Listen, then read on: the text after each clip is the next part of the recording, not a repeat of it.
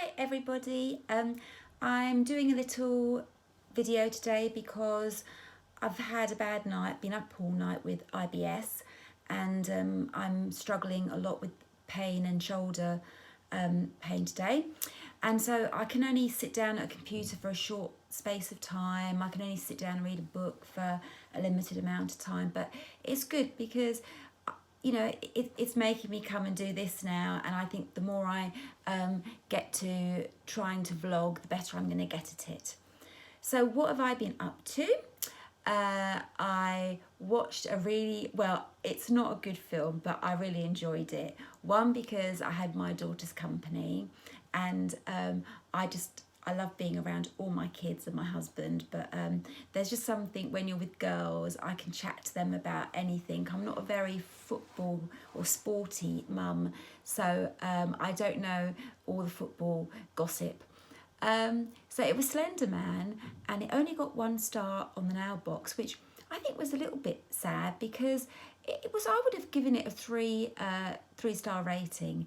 It started off, it was creepy, and I did jump a couple of times, and it just lost its way a little bit towards the end, and it wasn't the ending that I would have liked, but I think it's definitely a 3-star horror movie. And of course Halloween is coming, and I do love things like Halloween, and I love Christmas, but what I do not like about Halloween is I've got 2 small dogs. They're both very barky, but Bert is really terrified of fireworks. Like all last night, he just can't settle. He just keeps jumping from the floor to the couch, runs up to the bedroom. He's everywhere. He's so distressed by it. And I'm sure we'll get another night tonight.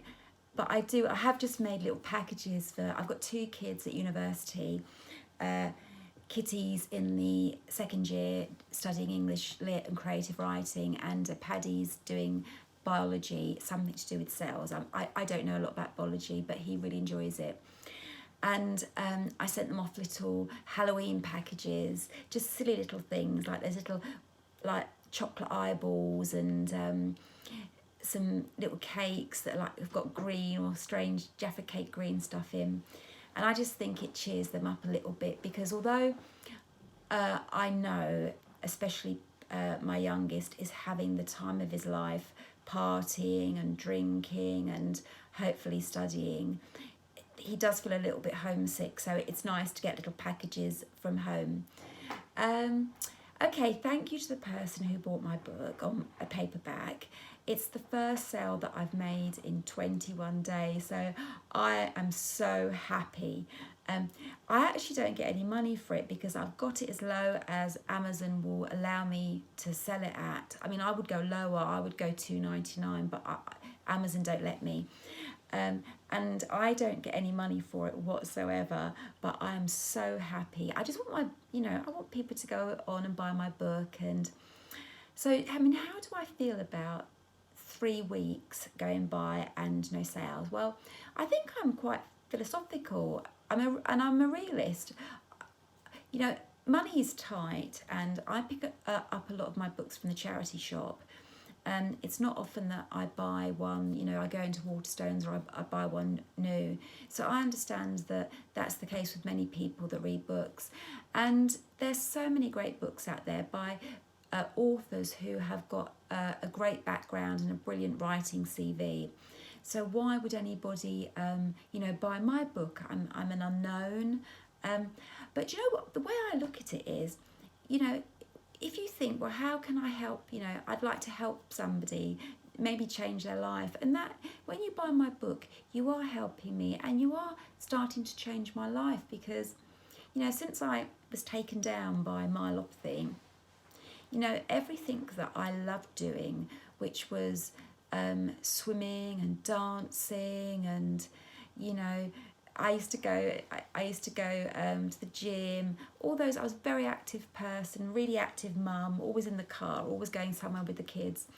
And so it was when I, ended up having these operations and spinal cord damage, it really did affect my life.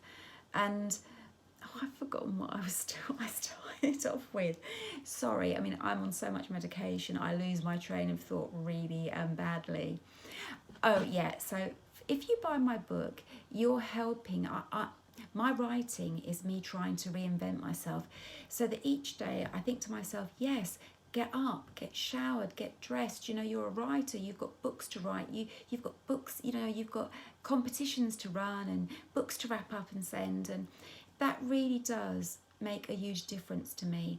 So, and that's why I often say to anybody, and who buys my book, or even if I've given it as a freebie, if you read it, always DM me, and even if you didn't like it that much, you know, still DM me and let me know that you've read it. And I love to have people's addresses. I've got this book, and I keep as many addresses of all the people that are reading my book or have read it and the reviews. And it's because it's very different for the writer than it is for the reader, because for me, I see all you guys that buy my book as like my little community, and I just appreciate so much. I feel that you're investing in me, and that, you know, I should always, you know, look out, see what you're doing, look at your Instagrams, give you back some of the time that you've given to me, and I find it really hard with giveaways because I want to attract new readers. I want to make some sales, and at the same time, I want to say thank you to the people that are reading my book. And so many of you are so fantastic at reposting when I do a giveaway. You're so supportive. I mean, thank you so much. For example, just the last few days, Donna Dobson 86 and Jade Springham, you know, thank you so much for sharing my post. And it's just I do feel that, oh, I wonder what you guys are up to, and that's really nice for me. So yeah, leave me your address, DM me, and let me know what you think of my book. So yeah, so watch Slender Man. Music, right, I'm going to play. I love music, and I'm always looking for new sounds that kind of reflect the content of my book. And so this is one of the ones that I've been playing a lot recently whilst editing Henry Whittle. So I should turn it up. Fred again.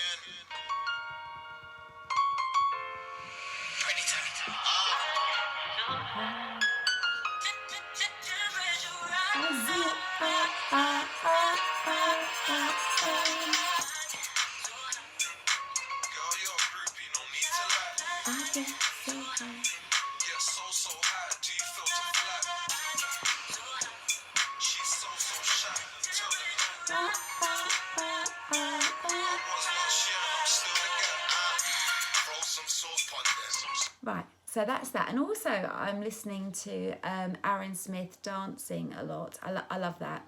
But go onto Spotify, and my random attachment playlist is there, and I think my Henry Whittle one is there as well, and that really helps me get into the headspace that I need when I write. So what I'm writing at the moment is the rebirth of Henry Whittle. It's actually done. I'm trying to get it into a good place to make sure it goes on to Kindle better. I am only learning about these things, and I do try to do my best, especially for people that are buying the book. But it is hard. I've been working on Henry Whittle for about on and off, I would say 3-4 years, and I did have an agent for Henry at one point, but I've stepped away from that because I think because my health's not great, I have to be able to do things when I feel I can do them, and I can't be under any time constraints or those types of pressures. And I think I want my books to be my book. I don't want it diluted. I know best when it comes to my characters. That's how I feel, and I compromised too much when I worked with my agent, and she was absolutely lovely, and I learned loads from her. But I want my books to be a representation of me when they go out for sale. And also I'm working on a novel called September. It's a it's still a romantic suspense, but it has a supernatural twist to it as well, a sort of ghost story. And it's set in Ireland, and I think Ireland is just, oh, it can be such a spooky place, and there's great folklore there to draw on. My parents are Irish. My family, all my family live in Ireland. My brother, my mum. I'm the only person who lives in England, and my mum lives virtually on a cliff edge of this beautiful place, and only in a teeny rundown cottage. It's not posh or anything, but it's so spooky and atmospheric there. So I thought, yes. And I was watching Bear Grylls, The Island, and there was an amputee on there, a female ex-soldier, and she'd lost her leg from the knee down, and she was just totally awesome. I thought she was easily going to win it. And then there were really bad island storms. You know, that you don't get any protection. It's a teeny island that Bear Grylls puts them on, and there it was lightning, thunder, and she had PTSD. It was like being back in Afghanistan with the bombing and mortar bombs, and so she had to be taken off the island. But it just really struck a chord with me. So my one of my main characters, she's September.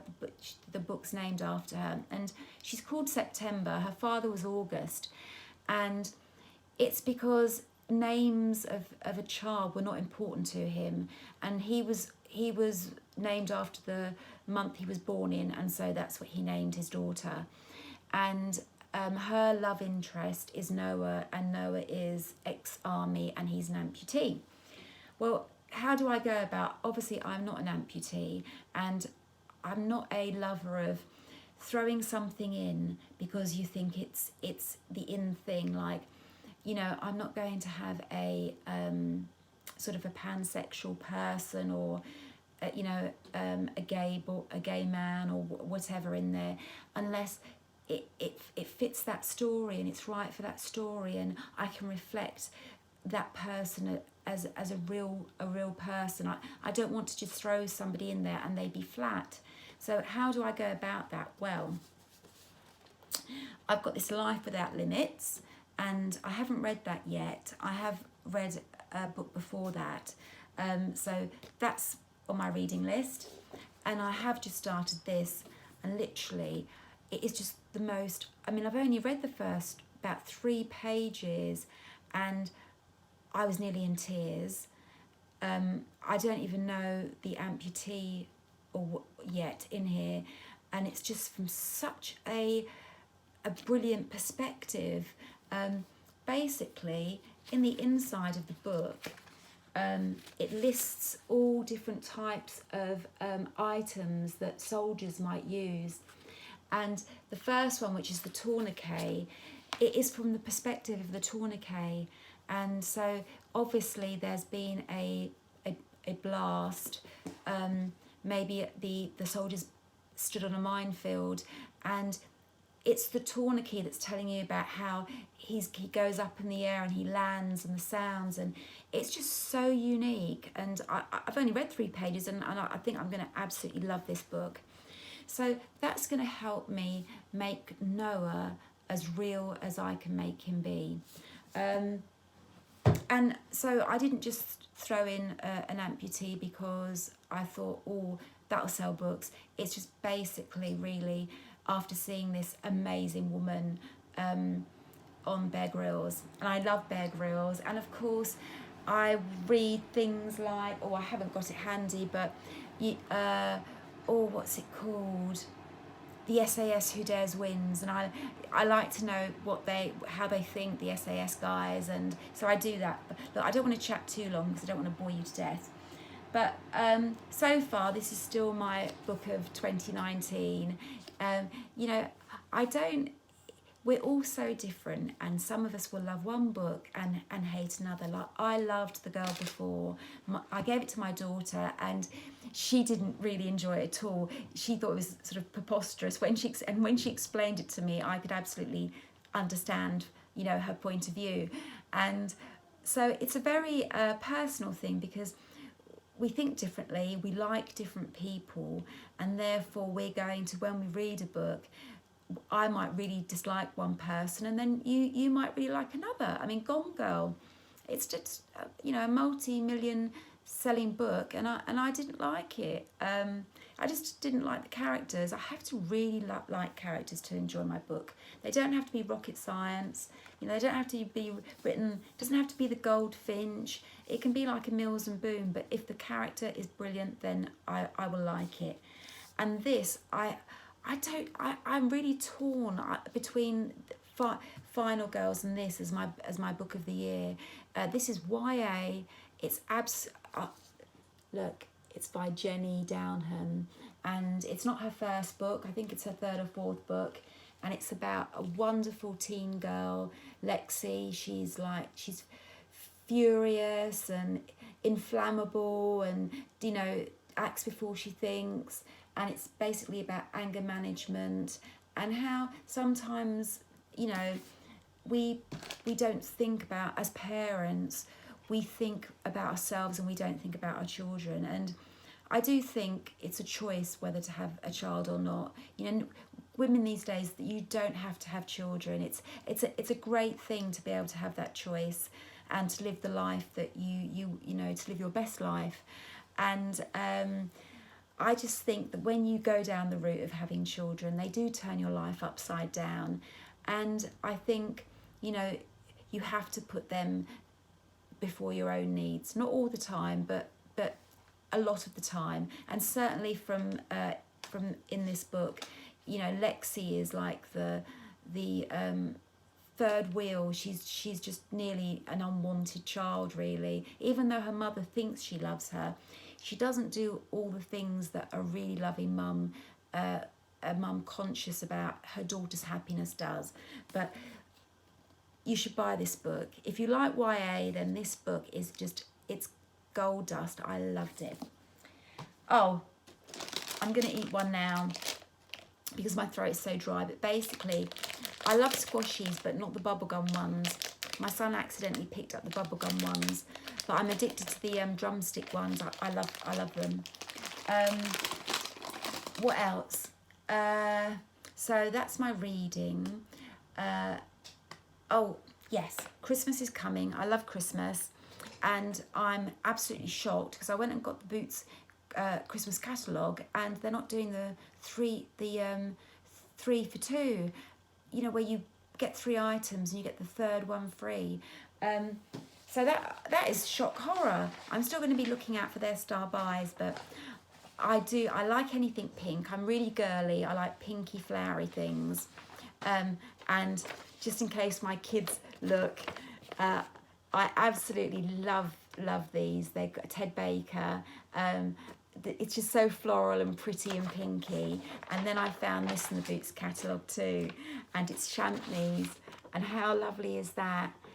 And that little tin is just so sweet. I could put all sorts of stamps in there, or little, I don't know. I love collecting things to put in books. When I give giveaways and things, I like to put little scented notes in books and just do a little bit of a personal touch, so the reader knows that I am very grateful for them reading my book and taking part in my giveaways.